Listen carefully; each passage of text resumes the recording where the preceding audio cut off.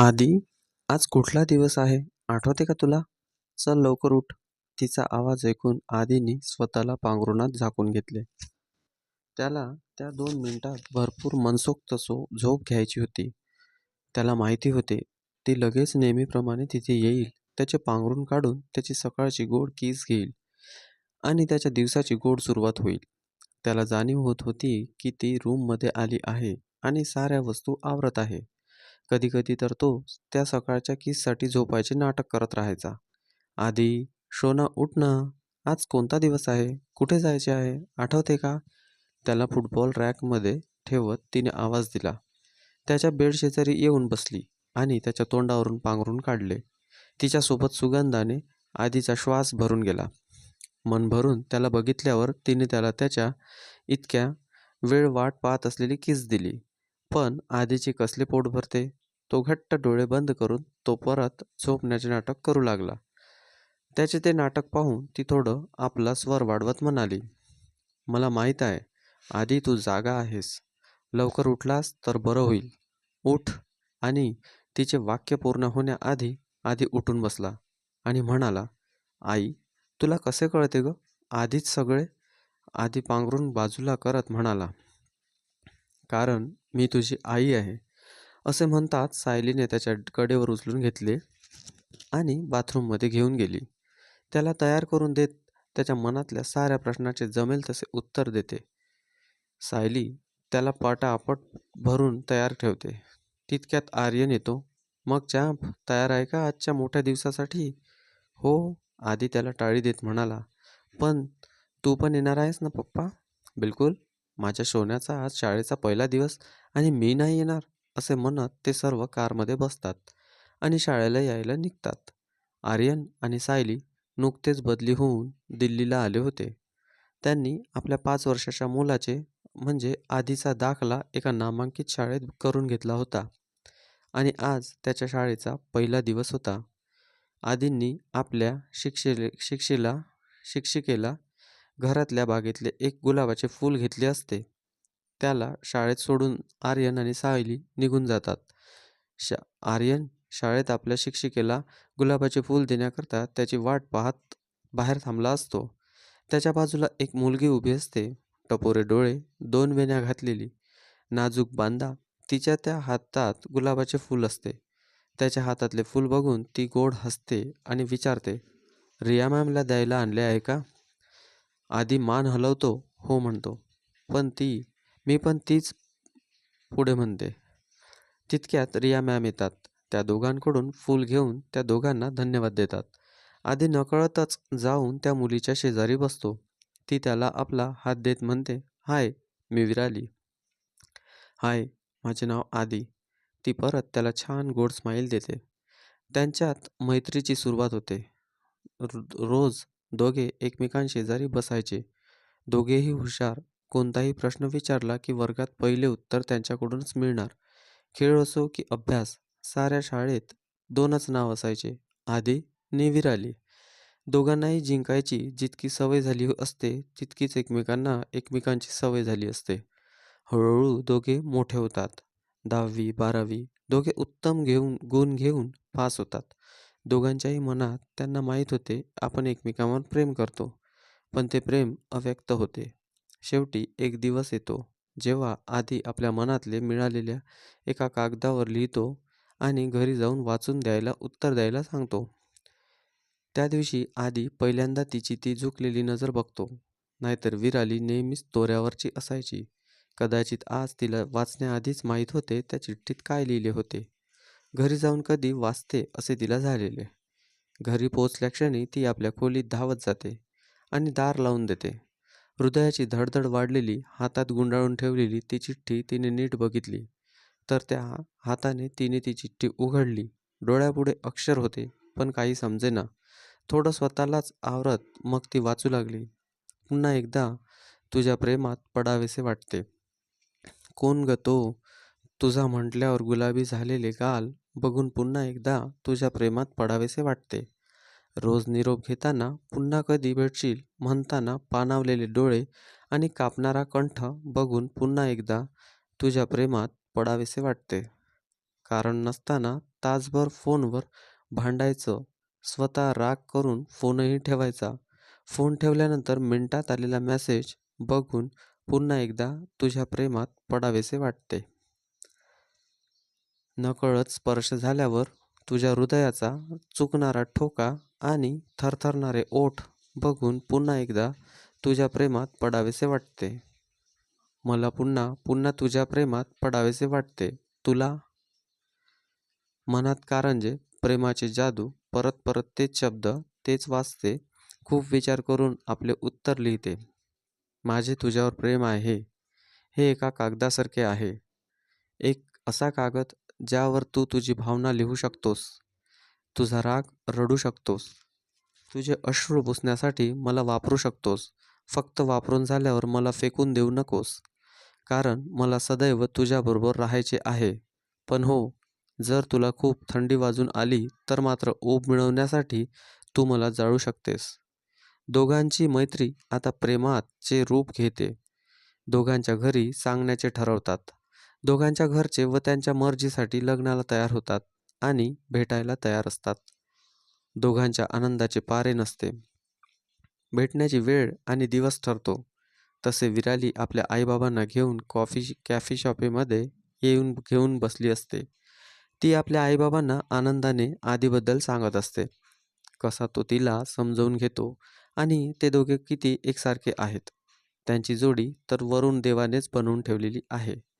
विरालीचे गोड कौतुक अजून संपलेच नाही तर तिला समोरून आधी आपल्या आईबाबांसोबत येताना दिसतो. ती आपल्या आईबाबांना त्याची आणि त्याच्या आईबाबांची ओळख करून देते.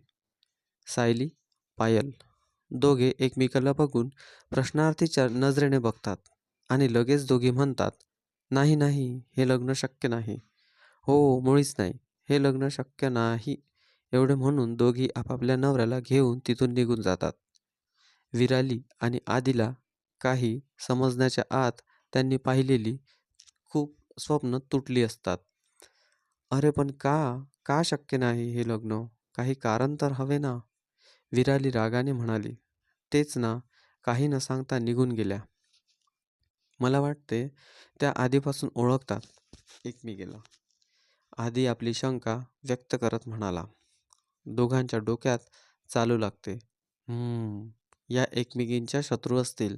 "नाही रे, सांगितले असते ना मग त्यांनी मला. काहीतरी घोळ आहे आणि नक्कीच वाटतो." विराली गहन विचार करत म्हणाले. बरेच दिवस दोघे कारण जाणून घेण्याचे प्रयत्न करू लागतात. पण सर्व व्यर्थ. विरालीसाठी स्थळ येऊ लागतात. पण तिने स्पष्ट केले असते, लग्न करील तर आधीशी, नाहीतर लग्न होणार नाही. विरालीच्या हट्टापायी पायललाही हार मानावी लागते. "ठीक आहे, तयार राहात उद्या."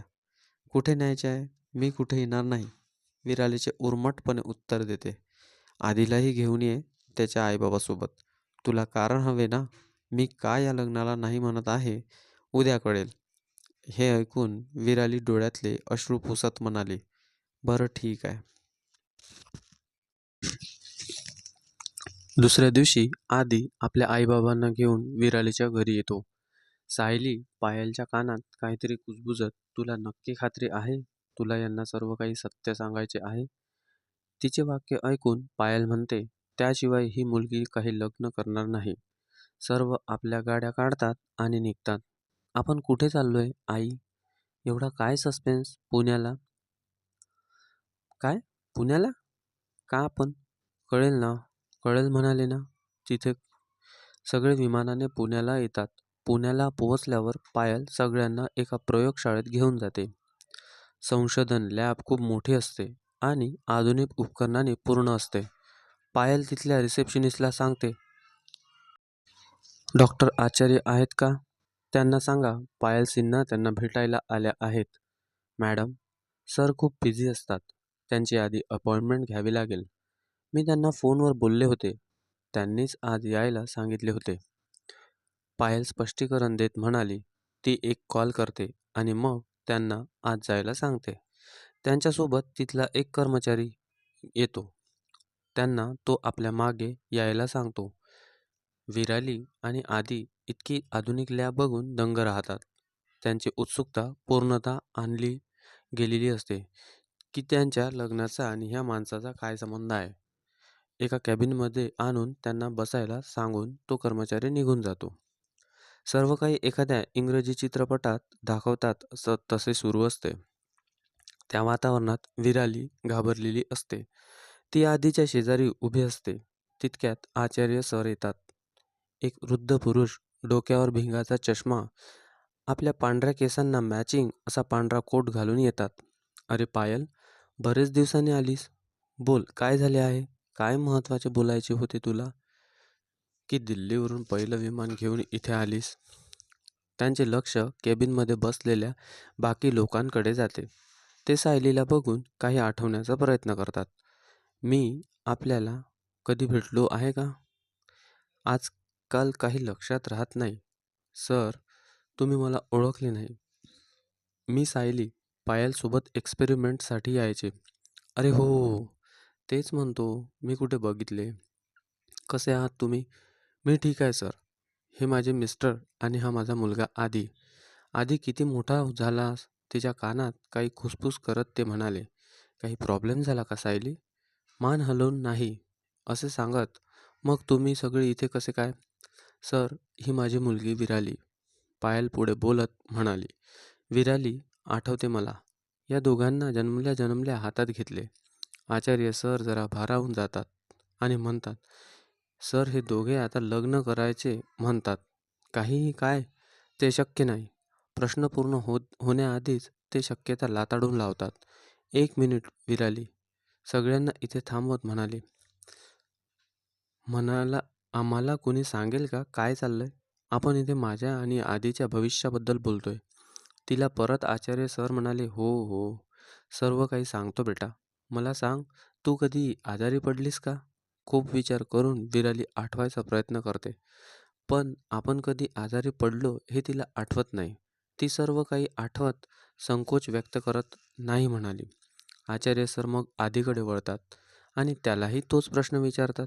"आदी, तू कधी आजारी पडलास का?" आदीने आपले उत्तर विरालीला प्रश्न विचारला तेव्हाच तयार ठेवला होता. पण त्याच्या मनात आता वेगळेच चक्र सुरू झाले. "आम्ही कधी आजारी पडलो नाही म्हणजे आम्ही माणूस नाही, आम्ही मशीन किंवा रोबोट आहोत का?"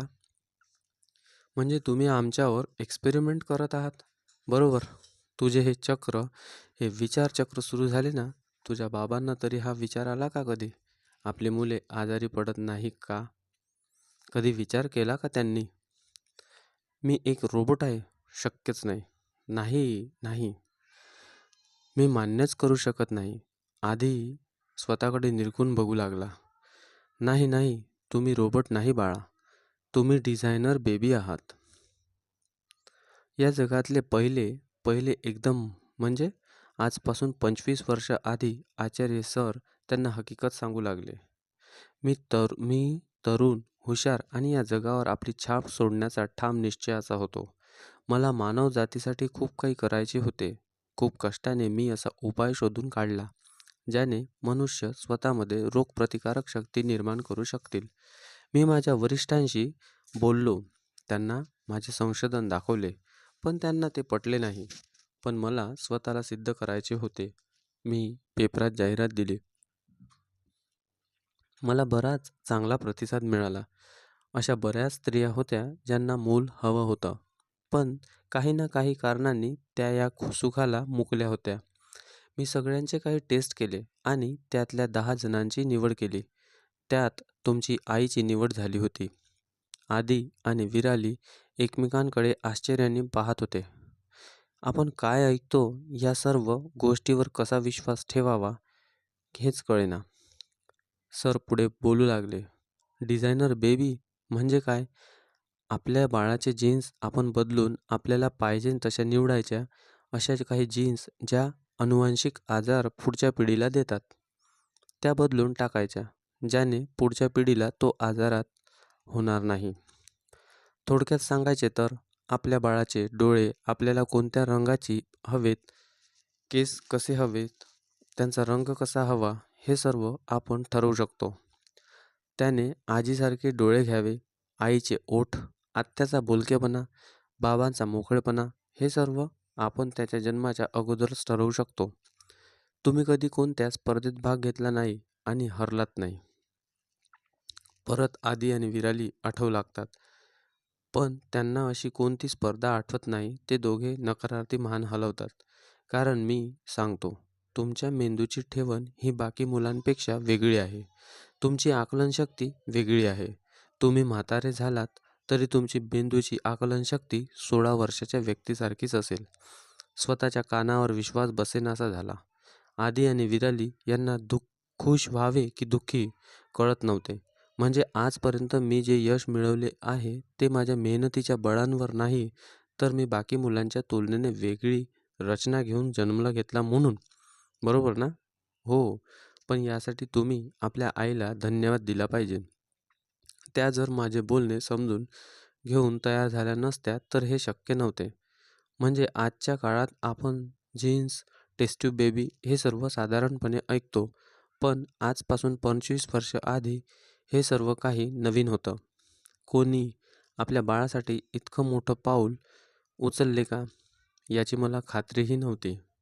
माझा प्रयोग यशस्वी झाला, पण मी हे सर्व कायद्याने केले नसल्याने मीही कोणाला सांगू शकलो नाही. पण माझ्या प्रयोगाचे यश हे तुमच्या यशात आहे. एक मोठा श्वास घेत सर शांत झाले. विराली त्यांना म्हणाली, ठीक आहे, ठीक आहे.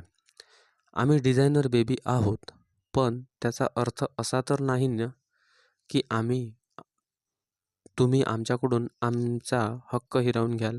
आम्ही दोघेही नाबालिग आहोत आणि लग्न करायचा आम्हाला अधिकार आहे. विराली, मी कुठे लग्न करू नका असं म्हणालो का? तुमच्या आईबाबा तयार नाहीत. ते सायली आणि पायलकडे बघतात. आधी अजूनही गोंधळलेला असतो. म्हणजे सर, तुम्हाला असे म्हणायचे आहे की डिझायनर बेबीला जन्म द्यायला शारीरिक संबंध येण्याची गरज नाही, बरोबर? पण ते तुमच्या हातात आहे. त्या काळातही नैसर्गिक गर्भधारणा होऊन प्रसूती होऊ शकेल. त्यांनी मान होकारार्थी हलवली. कोण नैसर्गिकरित्या जन्म देईल? कोणाला हवे असेल की आपले मूल आजारी पडावे? अशा या जगात जिथे बाकी सगळे रोगप्रतिकारक शक्ती घेऊन जन्माला येतील. नाही, कोणालाच नाही वाटणार. पण मग अशा प्रयोगाचा काय उपयोग, ज्याने प्रमुख जगातून प्रेम संपून जाईल? मी मान्य करतो, तुमच्या या प्रयोगामुळे आपण माणुसकीची खूप मदत करू शकू. पण काय तुम्ही हा विचार केला की प्रेमाशिवाय या जगाचे काय होईल? आपण सृष्टीचे नियमाविरोधात वागतोय. अगदी बरोबर म्हणतोस तू. कदाचित मी जेव्हा हा प्रयोग हातात घेतला तेव्हा मी इतका प्रौढ विचार करत नव्हतो. म्हणूनच माझ्या वरिष्ठांनी मला या संमती दिली नव्हती. ते जरा शांत बसतात. आचार्य सरांच्या डोक्यात एक भन्नाट कल्पना येते. ते पुढे म्हणतात, पण तुम्ही दोघे आता दोन्ही ध्येय साध्य करू शकता. काय? कसे? तुम्ही दोघे एकमेकांवर प्रेम करतात, बरोबर? हो, दोघे ठामपणे सांगतात. म्हणजे तुमची संतती तुमच्या प्रेमातून उत्पन्न होईल. अर्थात. पण त्यासाठी आधी लग्न करावे लागेल. विराली व्यंगात्मक म्हणाली. काळजी करू नका, मी देतो लावून तुमचे लग्न. त्यांचे बोलणे ऐकून दोघांचा चेहरा खुलला. कसे तयार? कसे करावे? यांना आधी त्यांच्या कानात फुसफुसला. थोडा विचार करत ते पुढे म्हणाले, आपण एक प्रयोग करू. त्याचे ते वाक्य ऐकून सायली आणि पायल दोघी काळजीने एकमेकांकडे बघतात. हे बघा, तुम्ही काळजी करण्याचे काहीच कारण नाही. आता धोका पत्करायची तयारी या दोघांची हवी. धोका? धोका कसला? धोका? विराली घाबरून म्हणाली, धोका नाही, खरं तर मज्जाच मजा आहे. सर प्लीज, नीट सांगा, काहीच कळत नाही, आधी काळजीने म्हणाला. आपल्या डोक्यातली भारी कल्पना सगळ्यांना ते सांगू लागतात. त्यांच्या चेहऱ्यावर वेगळेच तेज असते. बघा, तुमची संतती प्रेमाने जन्म घेईल आणि त्या संततीत तुमचे जीन्स येतील. याचा अर्थ तुमच्यामधले सर्व गुण त्यांच्यातही येतील. रोगप्रतिकारक शक्ती, बुद्धी, शक्ती, सर्व काही. म्हणजे तुमच्यापासून जे सुरू होईल ते तशी दुनिया असेल, ज्यांना आजार होणारच नाही आणि त्यांचा जन्मसुद्धा नैसर्गिकरित्या होईल. म्हणजेच त्यांना बेस्ट ऑफ बोथ वर्ल्ड मिळेल. तुम्ही त्या नवीन जगाचे ॲड इव्ह असाल. ते सर्व ऐकून जणू मोहूनच जातात. आदी आणि विराली तर आधीपासूनच तयार असतात. आणि आता हे सर्व कळल्यावर तर ठामपणे एकमेकांसाठी उभे असतात. त्यांचे आईबाबाही तयार होतात. थाटामाटात त्यांचे लग्न लावून देतात. दोघांना आपल्या पहिल्या रात्रीचे वेध लागलेले असतात. ये चंद्राला या जागूया जरा, ये रातीला या चातूया जरा, संगतीने खेळू खेळ हा, सरसर मावळतो वेळ हा, घे जवळ तू मला तुला पांघरू, मधाऊन मधुर मेल हा, सरसर मावळतो वेळ हा. आणि ती वेळ येते जेव्हा वीर सगळ्यांना ती गोड बातमी. काही दिवसांनी एक गोंडस मुलीला जन्म देते आणि अशा प्रकारे सुरुवात होते ते अशा विश्वाची जिथे रोग नाहीत, रोगी नाहीत. कदाचित असे जग या क्षितिजा पलीकडे कुठेतरी आहे. आजपासून 1000 वर्षानंतर आपल्याला सगळीकडे सगळे असेच असतील, ज्यांचे जीन्स बदललेली माणसे असतील.